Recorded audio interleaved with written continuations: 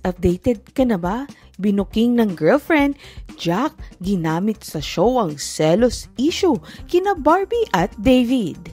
Inamin ni Barbie Fortesa na napapagod na rin siya sa paulit-ulit na itinatanong sa kanya kung nagseselos ba ang boyfriend niyang si Jack Roberto sa kalab din niyang si David Licauco.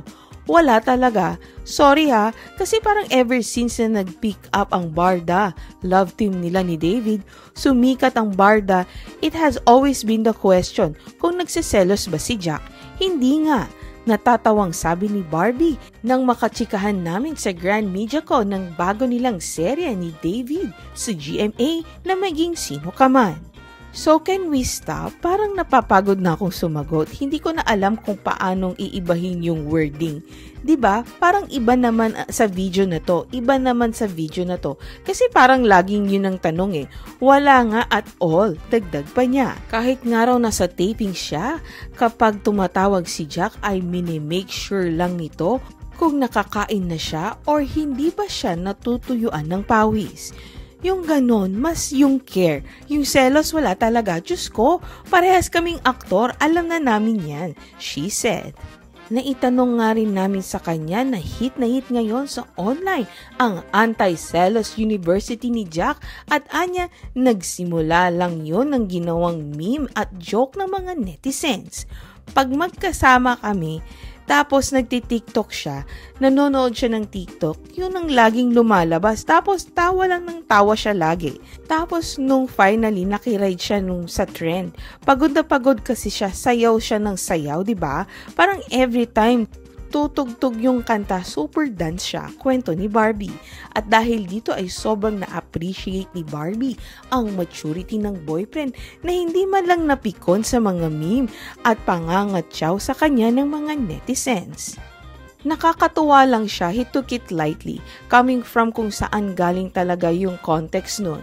Kaya talagang nakikita mo yung maturity from Jack. Ganun niya chinecheck yung trend at hindi niya siniseryoso. In fact, ginamit niya pa nga to promote his show, which I think is a very good strategy coming from him. So, ang saya lang kasi ang timely lang ng lahat. Say pa ng kapuso primetime princess. Wala raw talagang kahit anong insecurity si Jack sa love team nila ni David at hindi naman daw niya binibigyan ng dahilan ang boyfriend para ma-insecure. I think yung insecurity naman kasi ng isang lalaki towards another guy na laging kasama nung girl ay nagre-reflect kung paano yung girl, how she is a woman.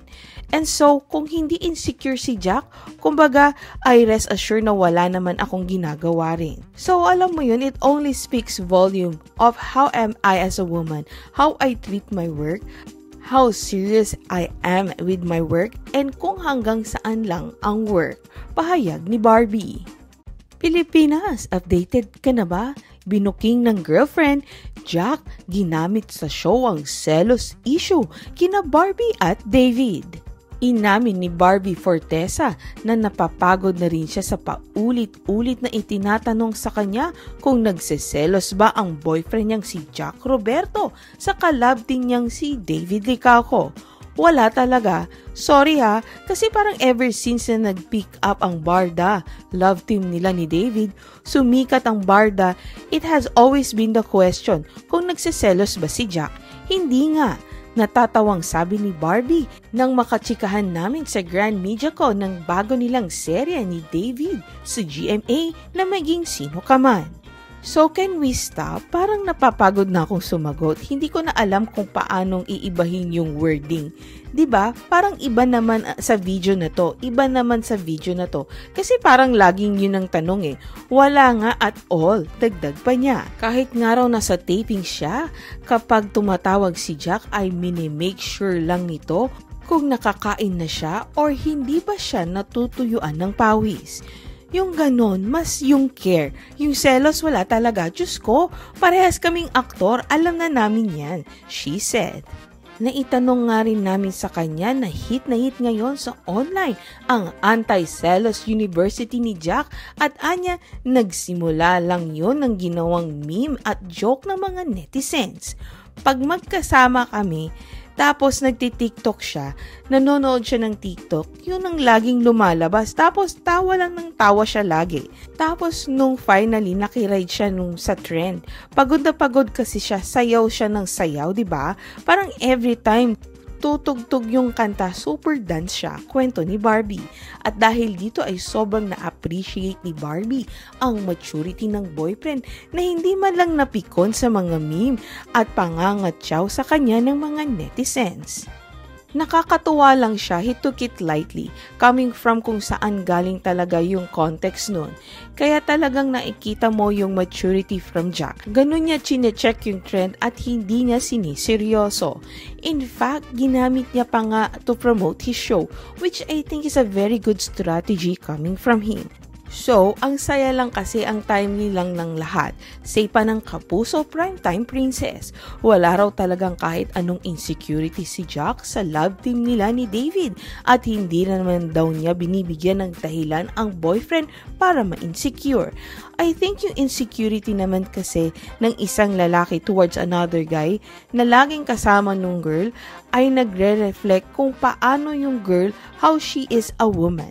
And so, kung hindi insecure si Jack, kumbaga, I rest assured na wala naman akong ginagawa rin. So, alam mo yun, it only speaks volume of how am I as a woman, how I treat my work, how serious I am with my work, and kung hanggang saan lang ang work.